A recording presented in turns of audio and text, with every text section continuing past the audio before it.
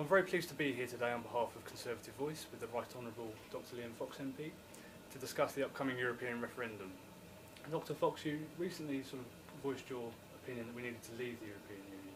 Why is that? Well, I, at a very simple level, want us to be able to make our own laws and not have them decided by unelected judges on the other side of the channel. And I want to control our own borders, and I think a country that can't make its own laws and can't control its own borders is not a sovereign country. And I simply want for the people of Britain what people in other parts of the world, in countries like Canada and the United States and Australia have, which is the ability to determine their own destiny. And some of your more Eurosceptic colleagues, William Hague for example, Nick Herbert, seem to put a lot of faith in the Prime Minister's renegotiation aims and are waiting for him to conclude those talks before choosing which side of the coin that they'd come down on. You've obviously made your decision a bit sooner. Why is that? Because I think what's very clear from the whole renegotiation process is that at best Britain might get better membership terms of a bad club, but the club itself is not going to change. It's very clear from just, for example, the plans to have an EU border force under the control of the Commission that can be deployed even against the wishes of sovereign governments, that Europe is continuing down the road to ever closer union. And ever since I was elected as an MP back in 1992, I've been told it's coming our way. It's not coming our way. It's moving in an entirely opposite direction. And as long as the European Court has jurisdiction over us, we will continue down that road as well. And for those people that are a bit on the fence at the moment and they're quite happy with the status quo and where we are now, do you see that as an option on the ballot paper, that we can vote to remain as we are, or not at all? What is very clearly not on the ballot paper is the status quo.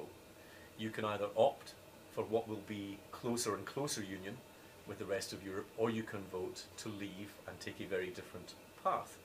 And you know, when people say, oh, Britain will be isolated, you know, we've got a permanent seat on the UN Security Council, we're in the G7, the G20, we're at the heart of the Commonwealth, we're a key player in NATO, we have a special relationship with the United States. This is not a country that's going to be isolated anytime soon. And of course we can cooperate with our European partners when it's in our mutual interest to do so. What I don't want, however, is to be told what to do. Another thing that Nick Herbert said in his piece in the Telegraph on Sunday was that to leave the European Union is to jump into the void. We don't know what we're getting, we don't know what relationship we have with the European Union. How would you respond to that? Well, as I've just said, we're not in a void. You know, we're at the centre of the Security Council, the centre of NATO, the centre of the Commonwealth. We're one of the world's top economies. It's not as though we're going to be cut adrift into the mid-Atlantic. And I do find some of these arguments, which are actually baseless, they're assertions, I think are not actually helping in the debate. So the question is, you know, how does Britain develop its trading relationship with the rest of the world now that trade to Europe is at 40% or lower? You know, we need to be looking at our expanding markets, and one thing that Britain has always been good at is having a wide horizon. And I don't think that our horizon should stop at the southern border of Greece. I think that we should not be little Europeans any more than we should be little Englanders. And I think what we should to look is the new era of globalisation, see how Britain can prosper from that and how we can begin to shape the world according to our own values with a bit of self-confidence in our own abilities. One thing that you've been quite critical of is your perceived scaremongering tactics of the Stronger In campaign.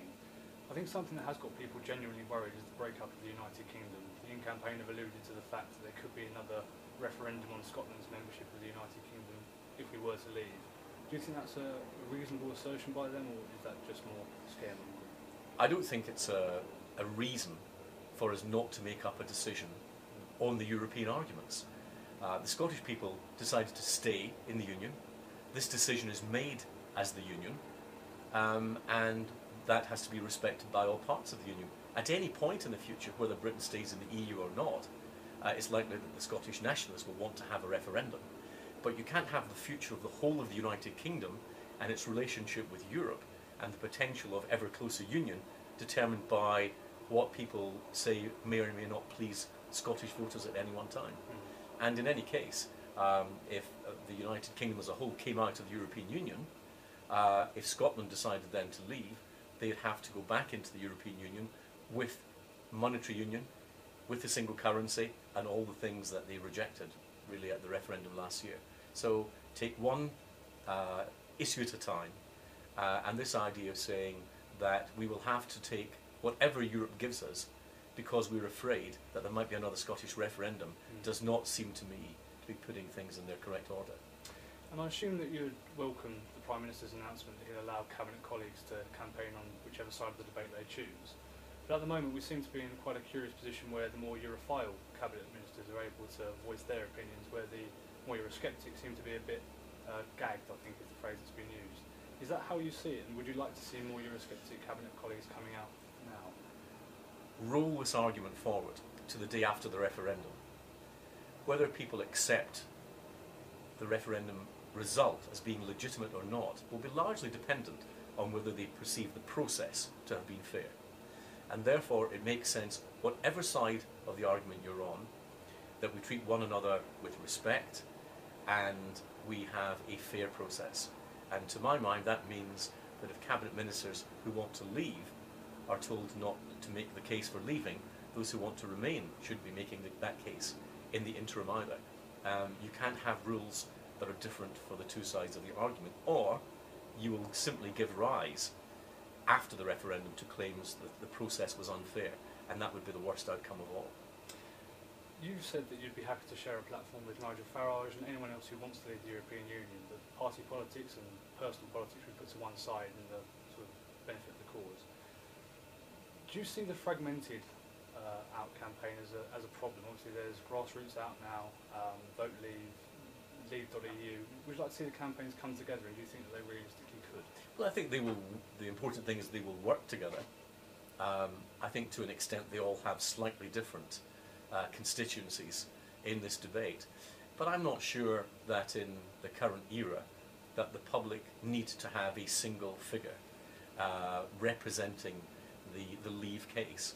And in an era where the public are increasingly sceptical about what they see as an out-of-touch political establishment, maybe it will do no harm to be the party or the movement of the grassroots.